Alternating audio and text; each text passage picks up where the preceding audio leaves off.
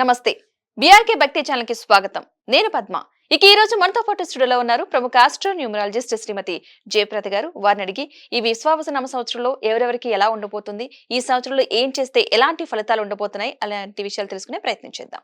నమస్తే అమ్మ. నమస్తే అమ్మా, శ్రీమాత్రే నమః. అమ్మ, ఈ విశ్వావసు నామ సంవత్సరంలో అసలు అంటే ఏంటి, సంవత్సరంలో ఎలా ఉండబోతుంది? విశ్వవసు నామ సంవత్సరం అంటే ఒక నామం నాన్న.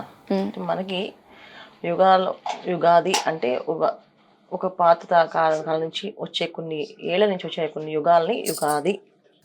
ఒక్కొక్క యుగానికి ఒక పేరు ఉన్నట్టు, ఒక యుగంలో అంటే ఒక 60 సంవత్సరాలు వెళ్తే ఒక యుగం. ఉమ్, ఈ 60 సంవత్సరాలకి ఒక్కొక్క పేరు పెట్టారు. ఉమ్, అలా ఒక్కొక్క నామంలో వచ్చే నామంలో ఇది 39వ నామం విశ్వవసు నామ సంవత్సరం. సో ఈ విశ్వవసు నామ సంవత్సరానికి అధిదేవత అధిపతి అంటే ఏంటంటే రవి భగవానుడు. ఈ సంవత్సర పరిపాలన, ఉమ్, సో ఆయన పరిపాలనలో ఉంటుంది విశ్వవసు నామ సంవత్సరము. సో దీన్ని హిందూ నామం అని అంటాం. అంటే లక్ష్మీ అమ్మవారి నామం కిందలో వస్తుంది ఈ నామాన్ని. అంటే ఏంటి, ఈ సంవత్సరం అంతా మనకి అన్ని విధాలుగా కలిసి వస్తుంది అని అర్థం. ఓకే అమ్మ, వృషభ రాశి వారికి ఈ సంవత్సరం ఏ విధంగా ఉండబోతుంది? వారి ఆదాయం ఏంటి, వ్యయం ఏంటి, అసలు ఏ ఏ నక్షత్రాలు వృషభ రాశిలో వస్తాయి? తప్పకుండా అన్న. వృషభ రాశికి ఈ సంవత్సరం ఆదాయం 11, రాజ్యపూజ్యం 1, వ్యయం 5, అవమానం 3. నక్షత్రాలు చూసుకున్నప్పటికీ కృత్తిక 2, 3, 4 పాదాలు, తర్వాత రోహిణి 1, 2, 3, 4 పాదాలు, మృగశిర 1, 2 పాదాలు వాళ్ళు వృషభ రాశిలోకి వస్తారు. మే 15 నుంచి గురువు మారుతారు వీళ్ళకి. సో అందువల్ల ఏంటంటే తామరమూర్తిగా ఆయన ఈ సంవత్సరం అంతా సామాన్యమైన ఫలితాలు ఇస్తున్నాడు. శనేశ్వరుడు సువర్ణమూర్తిగా ఉండి ఏకాదశ స్థానంలో శుభ ఫలితాలన్నీ అందిస్తున్నాడు.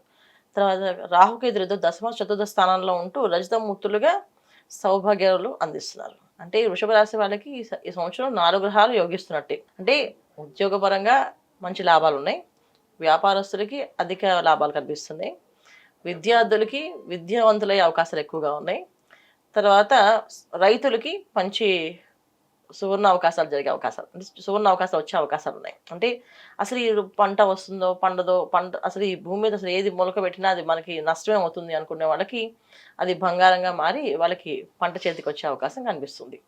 ఇది ఈ సంవత్సరంలో వీళ్ళకి అన్ని విధాలుగా అభివృద్ధి అనేది కనిపిస్తుంది. అన్ని రంగాల వాళ్ళకి అభివృద్ధి అనేది ఉంది. ఉద్యోగస్తులకు కానీ, వ్యాపారస్తులకు కానీ, గృహస్థులకు కానీ, ఇంటికి సంబంధించిన అలంకరణ వస్తువులు కానీ అన్నీ కొనుక్కునే అవకాశం ఎక్కువగా కనిపిస్తుంది. ఈ సంవత్సరం మనం చూసుకుంటే వృషభ రాశి వాళ్ళకి చాలా విధాలుగా గృహయోగం, తర్వాత వాహన యోగం, వస్తు యోగం, తర్వాత బంగారు యోగం, అంటే సువర్ణ యోగం. అంటే సువర్ణ యోగం అంటే సువర్ణం కొనడం కానీ, సువర్ణం కొనే అవకాశం, శుభకార్యాలు జరిగే అవకాశాలు కానీ, శుభ ఫలితాలు కనిపించే అవకాశాలు కనిపిస్తున్నాయి. గోచార రీత్యా మనం చూసుకుంటే వృషభ రాశి వాళ్ళకి ఈ సంవత్సరం చాలా చాలా బాగుందని చెప్పచ్చు, చాలా విధాలుగా.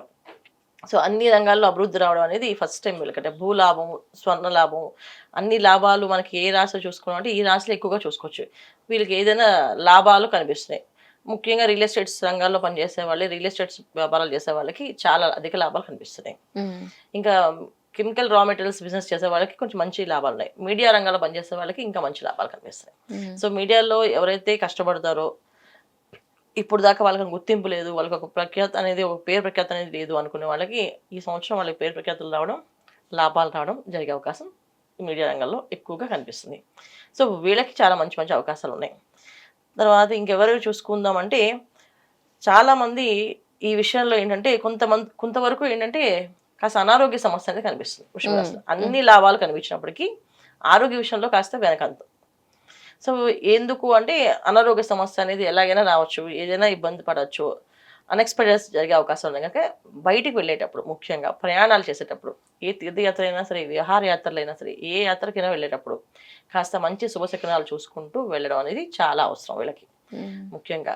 ఎందుకంటే శుభశకునాలు చూడకుండా వెళితే అధిక ఖర్చు అయినా అవ్వచ్చు, ఆ ప్రయాణం మార్పైనా జరగచ్చు, అక్కడి నుంచి వేరే ప్లేస్కి వెళ్ళి రావచ్చు, మళ్ళీ వెనక్కి వచ్చే ప్లేసెస్ వెనక్కి వచ్చే అవకాశాలు కనిపిస్తున్నాయి. ఏదైనా శుభకార్యాలు జరిగి ఆ శుభకార్యాల్లో మనం పాల్గొంటూ వెళ్తూ వస్తూ ఏదైనా ప్రమాదాలు జరిగే అవకాశాలు కూడా ఉన్నాయి. అందుకని జాగ్రత్త పడాల్సిన అవసరం ఉంది వీళ్ళకి. వీళ్ళు ముఖ్యంగా చాలా విషయాల్లో ఎక్కువగా తీర్థయాత్రలు చేస్తే మంచి ఫలితాలు ఉన్నాయి, కానీ విహారయాత్రలకి కాస్త చెడు ఫలితాలు కనిపిస్తున్నాయి. సో విహారయాత్రలకు వెళ్ళేటప్పుడు ఆలోచించుకొని వెళ్ళండి. తీర్థయాత్రలు చేసే మాత్రం శుభ్రంగా హ్యాపీగా చేసుకోవచ్చు. అమ్మ, ఆరోగ్య సమస్యలు అన్నారు కదా, సో అలాంటి సమస్యలు కూడా తలెత్తకుండా ఎలాంటి పరిహారాలు చేసుకుంటే మంచిదంటారు? వృషభ రాశి వాళ్ళు ఈ సంవత్సరం అంతా ఏంటంటే మంగళవారాలు ఉపవాసాలు, అంటే మంగళవారం పలహారం చేయడం.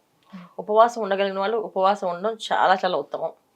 ఉపవాసం మేము చేయలేమండి మా వల్ల కాదు అనుకునే వాళ్ళు పలహారం తీసుకోవచ్చు. అంటే ఏంటంటే ఏదైనా టిఫిన్, పళ్ళు, జ్యూసెస్ అలా తాగేసి మంగళవారం పూట చాలా నిష్ఠగా ఉంటే చాలా మంచిది. ముఖ్యంగా మంగళవారం పూట శాకాహారాన్ని ఎక్కువగా భుజించాలి. అది కూడా ఉడికించిన ఆహారాన్ని తింటూ ఉండాలి. ఏ ఆయిల్ ఫ్రైలా కాకుండా ఉడికించిన ఆహారం అంటే మనకి ఉప్మా లాగా చేసుకోవడం కానీ అలా చేసుకుని తినడం. ఉడికించిన ఆహారాన్ని తీసుకోవాలి. లేదు అంటే అన్నం, ముద్దపప్పు. అన్నం, ముద్దపప్పు నెయ్యి వేసుకుని భోంచేయొచ్చు. అలా తినొచ్చు. ఎక్కువగా ఏంటంటే ఏ పదార్థాన్ని ఆయిల్తో ఫ్రై చేసి మంగళవారం రోజు తినకుండా ఉంటే వీళ్ళకి ఆ వారం అంతా మంచి ఫలితాలు కనిపిస్తాయి. ఇది వీళ్ళు ఈ సంవత్సరం వీళ్ళు తీసుకోవాల్సిన పరిహారం ఏంటంటే ప్రతి మంగళవారం ఉపవాసం ఉండడం లేదా పలహారం తీసుకోవడం.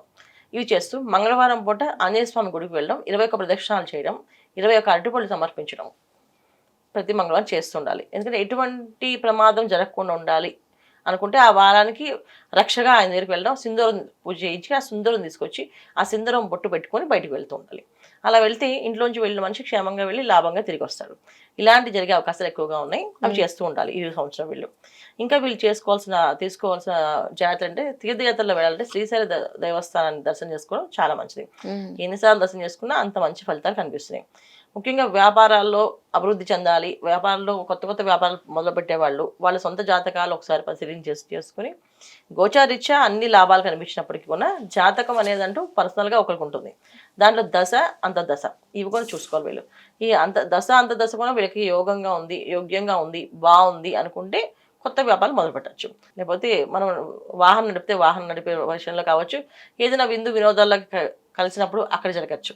ఏం జరుగుతుందో తెలీదు, అది చెప్పకుండా వచ్చేవి ప్రమాదాలు. అలాంటి విపత్తుల నుంచి బయటపడడానికి ఆంజనేయ స్వామిని ఎక్కువగా పూజించడం, హనుమాన్ చాలీసా చదవడం, ఎక్కువగా దుర్గా అమ్మవారిని ఆరాధించడం. దుర్గే రక్షిణ్ నమః, దుర్గే రక్షిణ్ నమః, దుర్గే రక్షిణ్ నమః అనే మంత్రాన్ని ఎక్కువగా జపం చేయడం. దీనివల్ల మంచి ఫలితాలు, సత్ఫలితాలు కనిపిస్తున్నాయి అన్న. ఓకే.